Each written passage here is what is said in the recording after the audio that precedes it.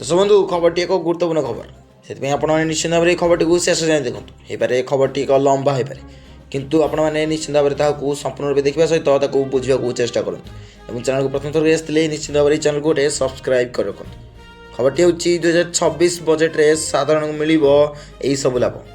हाँ आज्ञा 2026 बजेट रे पेट्रोल डीजेल ठारू विद्युत रे जीएसटी पर्यंत बजेट रे यही सब सुविधा पाइबे साधारण लोक कौन सब से गुड़ाक आपने निश्चित भाव में जान रखुँ। वीडियो स्टार्ट करने पूर्व आपको गोटे अनुरोध करी निश्चित भाव में प्रथम गोटे लाइक टे कर दिंतु। भारतर अर्थनीति बर्तमान एक दृढ़ पर्यायर अच्छी यार सबुठ बड़ शक्ति देशर लक्ष लक्ष ग्राहकों उपर रही घर व्यवहार भारतीय अर्थनीतिर मूलदुआ हो रही जहाँ जीडीपी रे प्राय 60% योगदान देउछि। 2026 बजेट आसवा सहित नीति निर्धारक मैंने साधारण लोकों खर्च शक्ति बजाय रखा पकेट उपरे बोझ ह्रास करने ध्यान देउछन्ति। विश्वस्तरीय अनिश्चितता मध्य जदि देशर ग्राहक मैंने आत्मविश्वासी रुहति तेज अभिवृद्धिर गति स्वयं चालित भाव में दृढ़ रही है। जीएसटी नूतन पर्याय जीएसटी 2.0 यही दिगरे एक गुरुत्वपूर्ण पदक्षेप बोली विवेचना कराए। टिकस स्लैब को सरलीकरण करने दुईटी मुख्य हार को स्थानांतर करने एवं दैनंदिन आवश्यकता इलेक्ट्रोनिक्स एवं छोट कार उपर टिकस ह्रास करने द्वारा साधारण लोक सीधा सड़क आश्वस्ति मिली।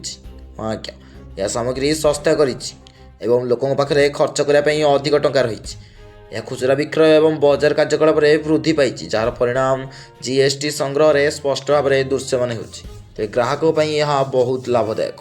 सरकार और शिल्प मध्य निरंतर आलोचना जीएसटी व्यवस्था एक प्रमुख सकारात्मक दिग हो नियमावली समय सीमा स्पष्टीकरण डिजिटल उन्नति और प्रक्रिया गुड़िकर सरलीकरण व्यावसायिक आत्मविश्वास को वृद्धि करे। जो व्यवसाय करने सहज हो जाए खर्च ह्रास पाए और लाभ शेष में ग्राहक मान पाखक जाए। भारत एक प्रमुख उत्पादन केन्द्र एवं एक विश्वस्तरीय निगम होगा सहित एक नमनीय एवं आधुनिकर व्यवस्था अत्यंत जरूरी।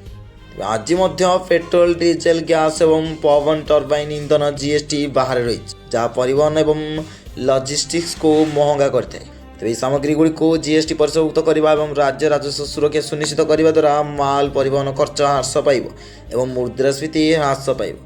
सेपरी विद्युत एवं स्थावर संपत्ति को जीएसटी अधीन अंतर्भुक्त करने द्वारा लुकायत टिकस दूर हो जहाँफल गृह निर्माण और विद्युत व्यवहार सस्ता है। इनपुट टैक्स क्रेडिट उन्नत कर आवश्यक। हाँ आज्ञा जीएसटी मौलिक नीति हूँ चूड़ांत टिकस बोझ व्यवसाय उपर नुहे ग्राहकों उपर पड़ा उचित हेले वर्तमान नियम किसी प्रतिबंधक अच्छी जहाँ कंपनी गुड़ी को पूर्ण इनपुट टैक्स क्रेडिट पाइबार बाधा दिए यह खर्च को प्रभावित करे और मूल्य वृद्धि करे। जदि नियम गुड़ी को सरलीकृत एवं जुक्तियुक्त कराए तेज जीएसटी प्रकृत में एक संपूर्ण उपभोग कर हो पार। ओल्टा टिकस गठन क्षेत्र में रिफंड सीमा एक प्रमुख समस्या इनपुट सेवा एवं पुंजी सामग्री में अटकी रही टंका कंपनी गुड़िकर तरलता को प्रभावित करे। जदि या पर्यायक्रमे समाधान कराए तेज बजार मूल्य अधिक प्रतियोगितामूलक हो पार। यह व्यतीत टिकस विवादर शीघ्र समाधान एवं एक निर्भरयोग्य व्यावसायिक परिवेश सुनिश्चित करने जीएसटी आपिलेट ट्रिब्यूनाल संपूर्ण कार्यक्षम होगा आवश्यक।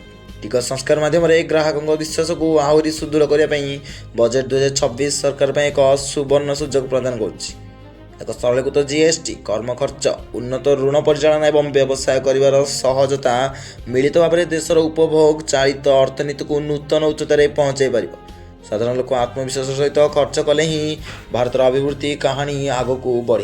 तो कौन आपने भिडियो को शेष जाए देखी कि कौन ए जाए आपने चैनल को सब्सक्राइब कर रखिंट कि निश्चित भाव में कमेंट जनातु। आम देखा अनेक न्यूज अपडेट सहित अनेक नूतन खबर सहित रोच। नमस्कार, जय जगन्नाथ, जय।